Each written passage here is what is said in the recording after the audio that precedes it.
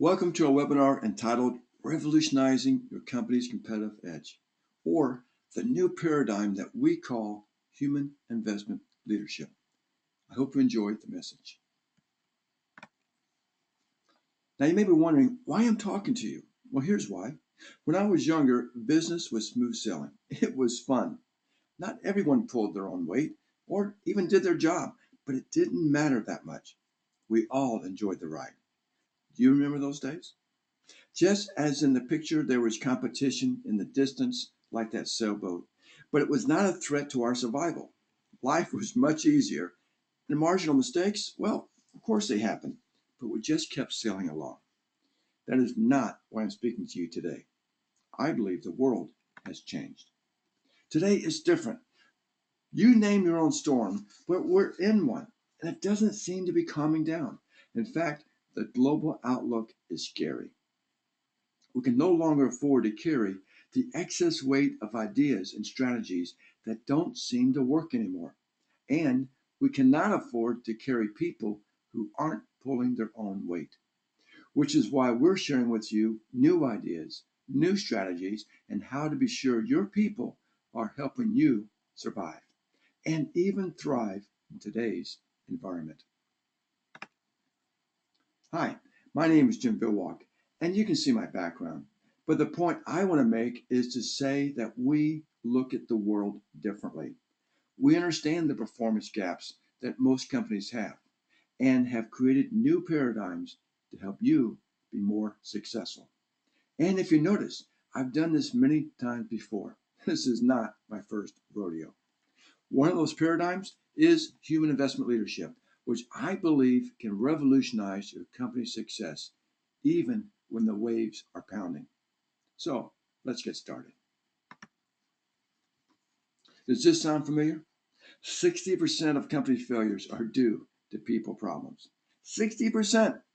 That does not include how many companies are impacted by people problems. My guess is that every company has or is being impacted.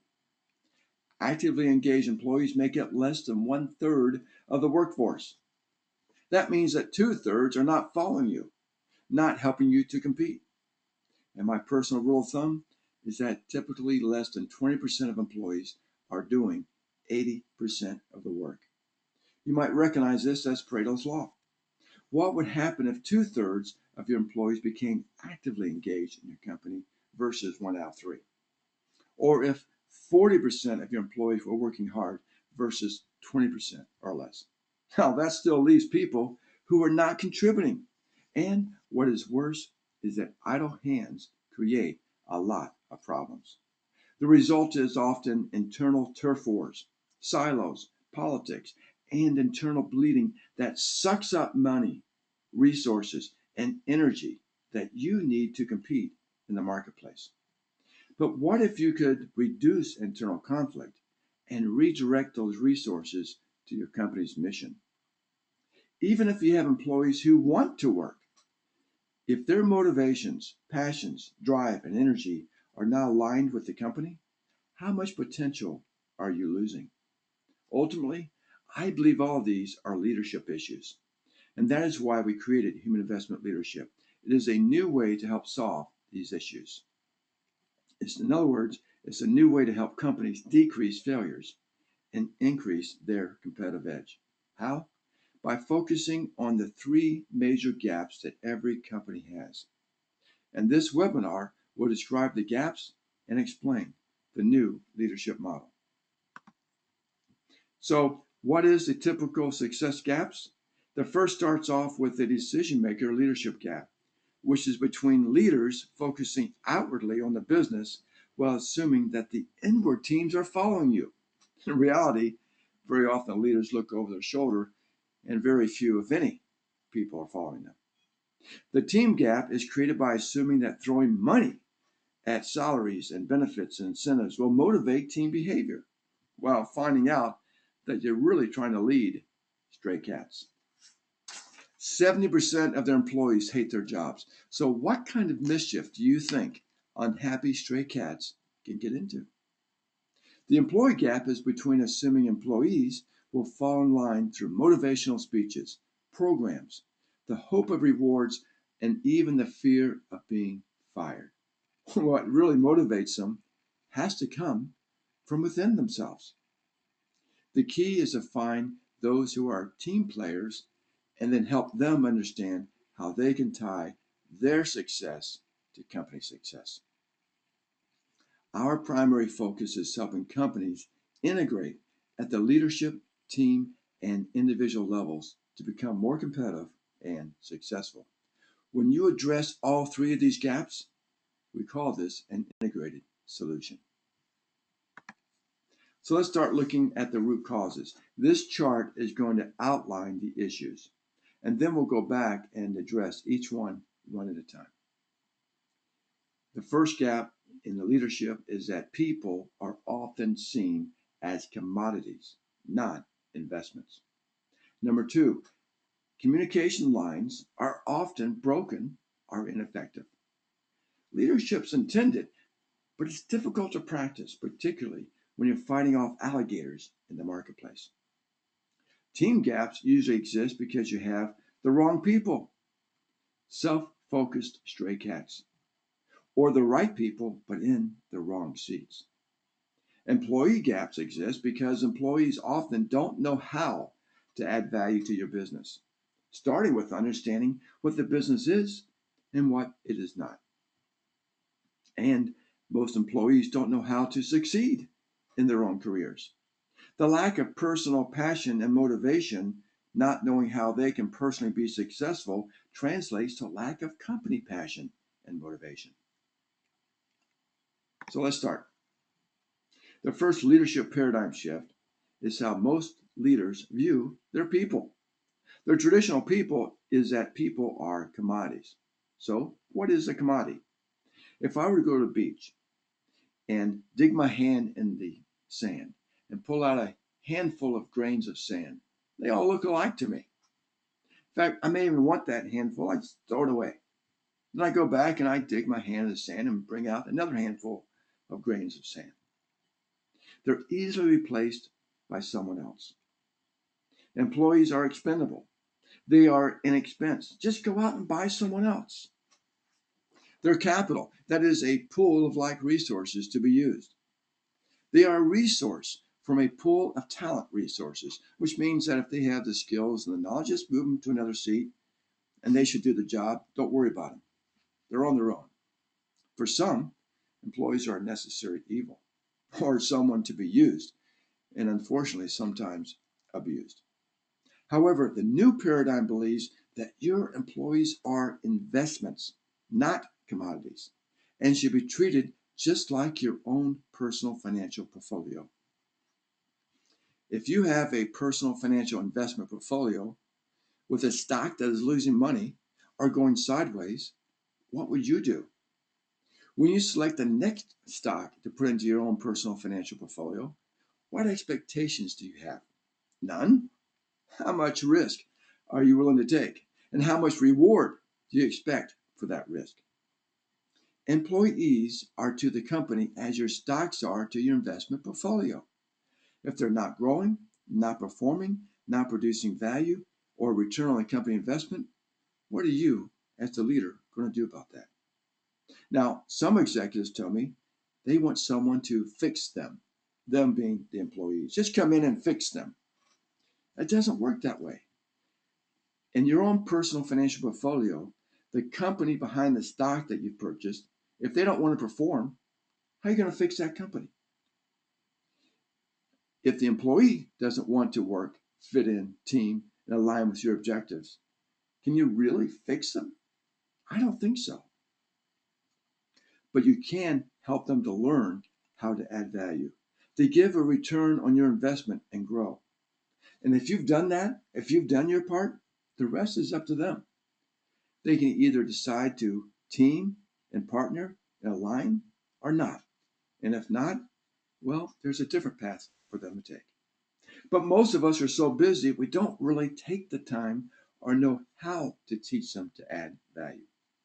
For your own personal financial portfolio, that's why you often hire financial advisors. For your employees, we can be those advisors to help you get started. Now, what are really the keys to competitive business success? I believe it's your employees. It starts off with knowledge. You've heard of the knowledge worker. Well, knowledge really comes from everyone in the company, not just the C-suite. Innovation sometimes comes from strange places in the company. Ideas that just come to someone's head, perhaps while they're in the shower. In my organization, my people in New Zealand often had some of the best ideas. I don't know why. What about pride in doing a good job? That has to come from within with the employee. Or personal passion for what they are doing, which creates energy, enjoyment in their work, which drives productivity, and ultimately teaming together, creating company value. I believe the right employees can be invaluable, worthy of additional investment, so that as they grow, the company grows. Is your portfolio meeting your expectations? In other words, if you're paying employees a salary, benefits, and perks, you're investing in them. So, what return are you getting from your investment? Your people are your company investments. Well, let's look at the leadership gap of communicating. Communication successfully enables company success. But most companies have broken lines of communication, and that stifles innovation and alignment. I mean, how can I innovate if I don't know what innovation adds value? Here are two examples. Bell Labs, owned by AT&T, created all kinds of innovation, all kinds of patents. They were geniuses. It was a research center. But most of the ideas didn't add to the revenue stream of AT&T. They didn't commercialize it. What a waste of money, resources, and people. Xerox created the first PC and other ideas, and they let other companies commercialize it. And that's typically due to poor communications and politics. Poor communications encourages politics and silos. I mean, if you want to communicate with me, a lower level executive or manager, I'll make it my own communications, my own objectives and culture and value system. And it may actually harm the company, may be opposed to what you want. But with poor communications, how will you know? I may say one thing to you, something completely different to my peers and subordinates. You won't really know the difference. Poor communications leaves people confused on how to add competitive value. How can they grow and add value and produce a return on your investment if they don't know what to do? Often, your people are confused and they're hiding, hoping not to be let go, or they're doing things that create even more problems. However, effective communications starts with leadership defining the business, the culture, and the values. It explains how each person can add value. And people who learn how to add value can then align their own personal career success to company success. That means they can be motivated to align their career development success to adding value to your company. They just need to know how, or they need to be encouraged to get off the boat if their personal objectives don't really match your business, your culture, and your values. It recognizes people for their contributions. Good communications gives them respect and encourages them, which reinforces the behaviors that you define as adding company value. Now, can you communicate better as leaders? Most of us think we communicate well. We usually do to like peers as leaders. But to communicate to all levels of the company, most of us need help. And that includes me. I have people on my team who are communicators who help me communicate at all levels. But the time and effort and rewards are worth it. Let's talk about team gaps. The first one is that wrong people destroy, the right people build. Typically, politics and silos are reallocating your resources inwardly, not outwardly. Let me give you two examples of the type of individuals I'm referring to, the wrong people, from my definition. The first is overt. They have bad behavior. They're easy to see, and sometimes they create lawsuits. But at least these people are visible. They divert, they distract, they disdain, they have silos. They often have high pressure. It's my way or the highway. But they can have performance success. It's just a very difficult environment to work in. On the other hand, you have those who are not so visible. They are covert. I call them the secret agents, or you might even call them your enemy agents, because their agenda is for their own selfish focused agenda, not company agenda. They want to be successful even if everything around them falls apart. But they're very likable. They're very nice. They have good people skills.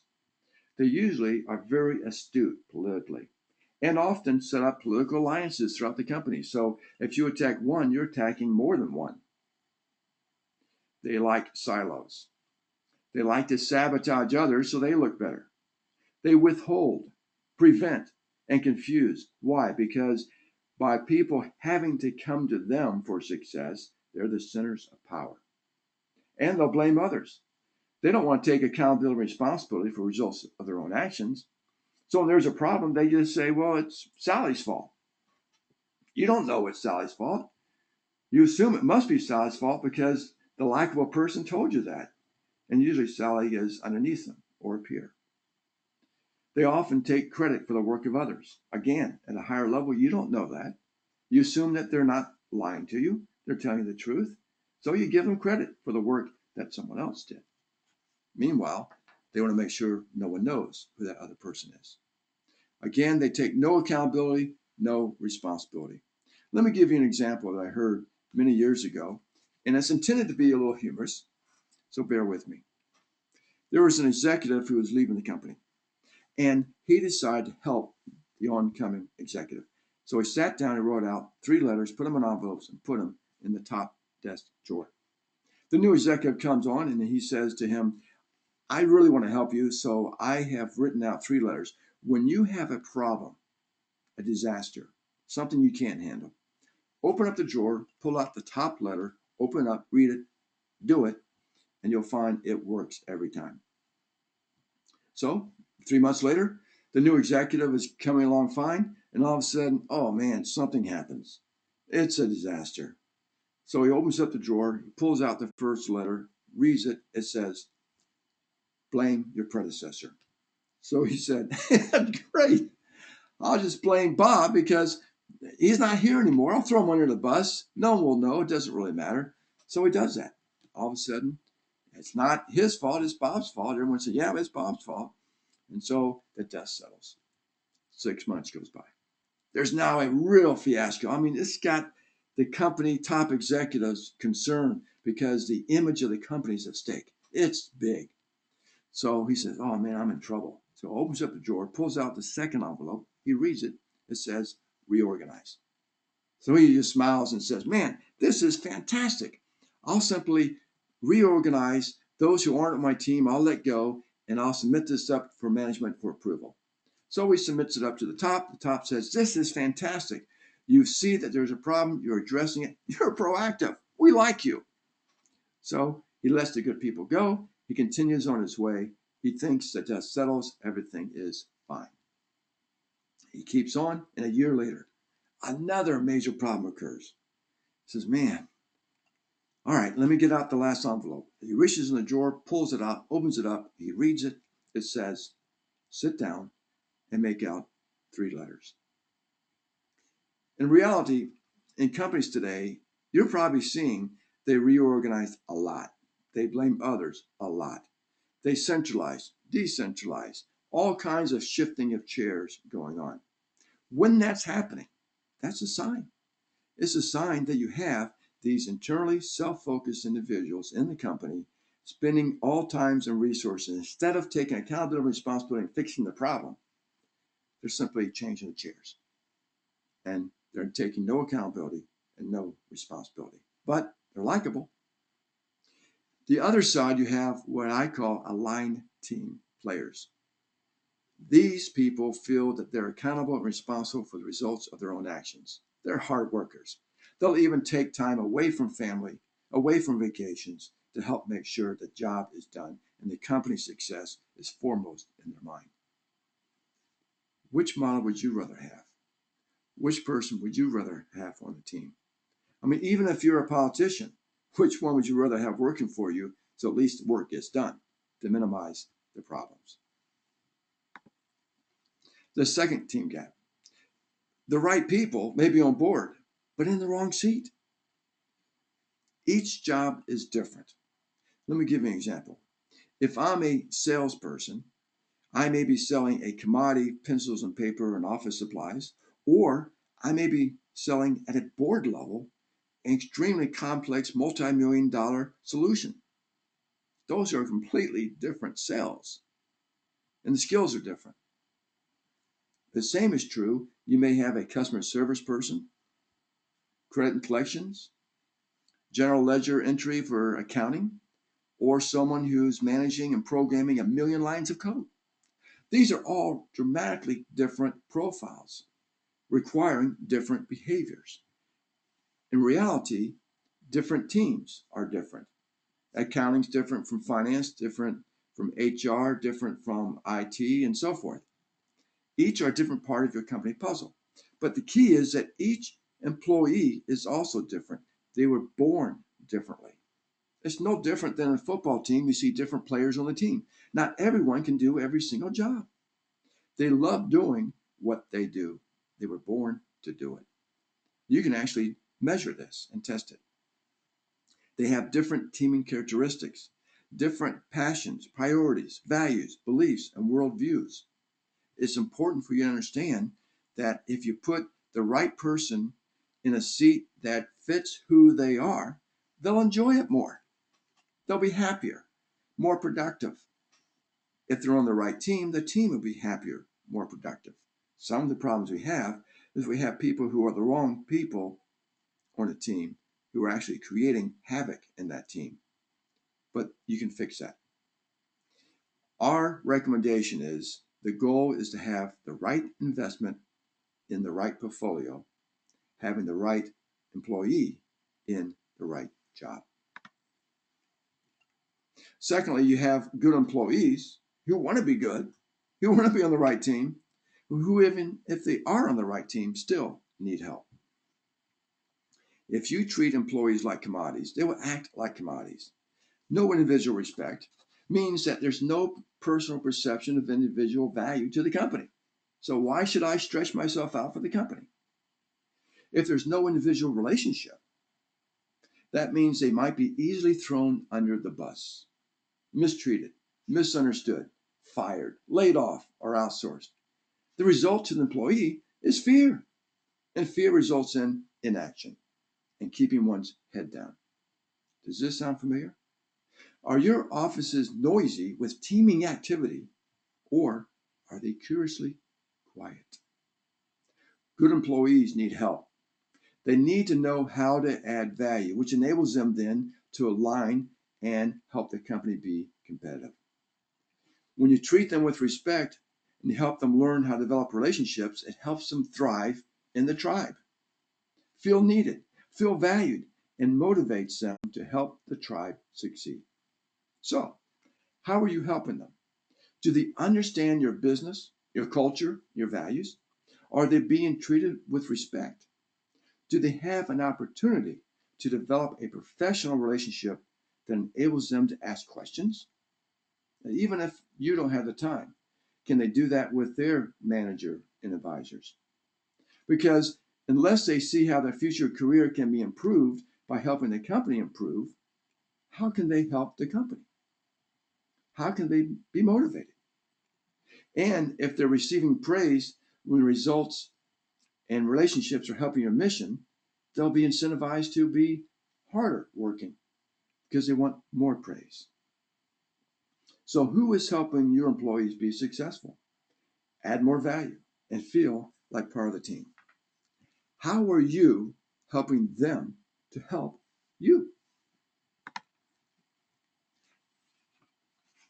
The next employee gap is that motivated employees are aligned. You see, current career success comes from, first and foremost, knowing the roadmap for success. And the roadmap is the same roadmap that your company uses to sell to other businesses: product development, marketing, and sales. But for the employee, how do they develop themselves as a product to add more value? What do they need to learn? How do they improve to be more valuable, more wanted, more desired, more helpful? How do they learn to market themselves to get known in the company? It's easy to get rid of a commodity. It's hard to get rid of Sally, who you know, and you know the value that Sally provides to the company. But Sally has to learn how she can market herself, communicate her value in the company, or how Sally can learn how to sell herself and her ideas in the company in a way that the company listens to the ideas. And even if the idea is not a great idea, and the executive explains why it's not the best idea, Sally can still go back, rethink it, reformulate it, and learn better how to improve, be more innovative, add more value, and then come back and sell it again with a better idea. They have to know the business's business. Now, some executives will say, well, you don't understand my business. In reality, my answer to the executive is, then why aren't you teaching them the business? They need to be able to align their personal success to business success. They need to be allowed to succeed without political barriers, people stopping them for all kinds of selfish reasons, as opposed to helping them be through the barriers so that the company can be more successful outside. Therefore, it requires having a company culture of external competitive focus. If the company says this is our direction and focus in business, and you don't want to go with that value system, that culture system, you want to be self-focused, then you don't fit in the company. But the company has to set that stage so that everyone knows that is the culture of the company. There's zero tolerance for self-focus. It requires learning to create trusted relationships to help each other. And very often, particularly hard workers, they really never learn how to develop relationships. They think that relationships take time away from doing the work. But as they learn how to go and talk to other people in their team, cross teams, cross-functionally, cross-divisionally, then all of a sudden they learn how they can help each other so that the sum of the whole improves. But that takes trust. So how do they develop trusted relationships so that they can pay it forward and I can help you? And as I help you and you trust, you'll figure out ways you can give me ideas how I can improve and be better. And now everyone is trying to help each other to improve because the sum of the whole means success for the company. Business success comes from aligned, empowered, enlightened people as investments. Employee success comes from aligning their career success to your business success. Both win if this is happening in your company. In summary, company teams aligned with team players, following leadership communication, and empowered by personally motivated individuals who see their success by helping company success is the key for both company and individual motivation and success. Individuals can do the work, but they need to know which rocks to move. Teams can be really busy running around, but they need to know which mountains to move. It's up to the leadership team to select a mountain and point out the rocks. The result is everyone working together to win together versus your competition, who is often following traditional thinking. Which model would you rather have? Which model do you think is best regardless of the weather? So even if you have smooth sailing or you have turbulent times, which model do you think will help you compete best in your marketplace? We believe it's not about you being good, better, or best. There's nothing wrong with that, but we believe it's more important to be about you and everyone else on board being focused on being better than the competition. outward focused. If you're interested in taking the next steps, here are 2 recommendations that you can do. The first one is the strategic paradigm of changing the awareness and understanding. First is to understand the 3 gaps that we just talked about. Understanding them is a start, and that's where you have to start. You then can define your business and values and culture so that other people know what it is. Identify who your people are behaviorally. Identify what roles each person is best suited to play. And then help each individual and yourself take accountability and ownership for the human investment portfolio, its value, and its ROI. The second step is tactical. That means that your management teams and your people can help you. It starts off with implementing the roadmap for success. We have a roadmap with specific steps to take to implement. It means communicating your company's business, aligning personal success to business success, and helping them understand how to do that. It means removing barriers to success, creating a company culture of external competitive focus. It means fostering an environment of teams developing trusted relationships to help each other, and an escalation path when there are roadblocks. And finally, creating metrics to measure the results you can then put on a reporting dashboard so that management and executives can be externally focused while seeing the dashboard trends and progress, and therefore not worry about the individual inside as much unless they don't see the metrics being met or the trend not going according to plan, in which case they can take a little time to come back, reassess, and then go back as a company to being competitive. So what is human investment leadership?